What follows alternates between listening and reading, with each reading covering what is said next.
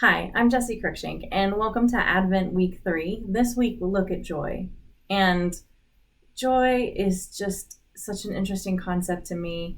I know there's a lot about debate between what joy is and what happiness is. And as my husband and I discussed this and had our difference of opinion there, where we could land is that joy is a gift of happiness that comes from outside of us.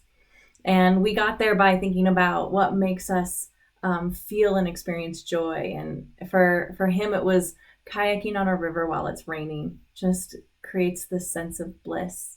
Um, for me, I different types of outdoor activities, including a thing called alpine glow, whereas you're hiking along the side of a mountain and on a snowfield, the light just curves over the red part of the spectrum curves over right before sunrise, and it makes everything this pinkish glow. And it's short lived, but I find it very beautiful, and it just creates this sense of bliss and awe in me. Um, we thought of a lot of things that made us have joy, but what was interesting about each one of them is that they were gifts given to us by a circumstance or a moment, or the way that somebody else did a kind thing or a loving thing. They weren't things that we created. They weren't things that we fabricated or had any real input in.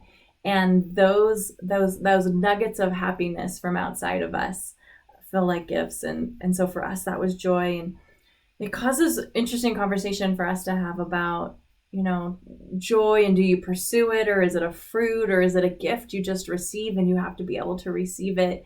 And we stayed in that conversation for a while, and what I realized is that joy is a gift, and that true freedom is the ability to receive the gift of joy even if you don't have the thing, the circumstance. So for example, the ability to have joy even if you didn't get the Christmas present you wanted, the ability to have joy even if you don't have the title or the influence or the job that you think you should have, the ability to have joy even if you love and you give and you reach out to someone and they don't respond back in the same way. So joy being this place or freedom being this place where you have joy even if you don't have the thing.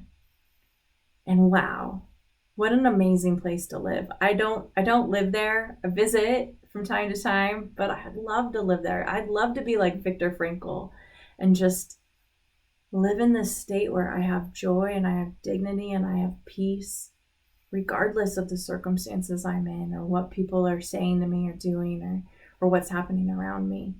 And if anything, this year showed me how tied I am to everyone, which is a good thing, but also how reactive I am to everything, which isn't always the best thing. So joy is something I've desperately hung on to this year. When I find it, I hang on to it with both hands.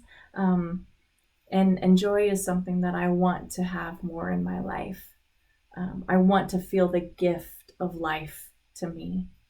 And that is what I'm going to continue to pay attention to. So if there's any gift that's been from 2020 in this year, it's the ability to see moments and receive moments of joy that may have been there, but I wasn't paying attention to. So in this year of deep struggle, deep challenge, deep pain, there's also been great joy. And at this moment, I don't know how to reconcile that, but that's what I intend to think about this week.